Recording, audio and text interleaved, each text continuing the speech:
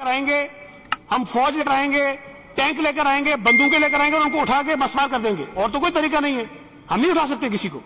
یہ ایک طریقہ ہے کہ آپ پوری گولیاں ماریں, مار دیں سب کو, بمباری کر دیں ان کے اوپر, اٹھا دیں ان کو.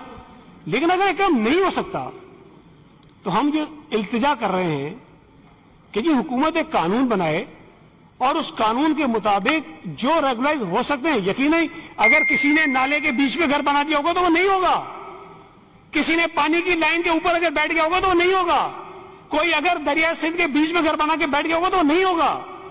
لیکن ایسی چیزیں جو ریگولائز کرنا ممکن ہے جس کے ذریعے لاکھوں لوگوں کے گھروں پر جو چھتیں موجود ہیں اس کو بچا سکیں, یہ میں سمجھتا ہوں سب کی ذمہ داری ہے.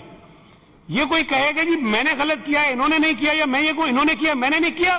ہر دور میں لوگوں نے غلط کیا ہوگا.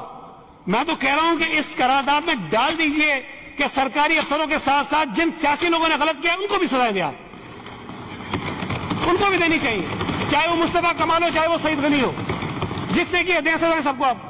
لیکن ہماری نالائکیوں کی وجہ سے, ہمارے غلط فیصلوں کی وجہ سے, ہمارے بربر رکاوٹ نہ ڈالنے کی وجہ سے جو لوگ آباد ہو گئے ہیں, ہم بیٹھ کے کہیں جی سپریم کورٹ کہہ رہا اٹھا دو, بھائی آپ اٹھا دو, میں تو نہیں اٹھا سکتا ہوں.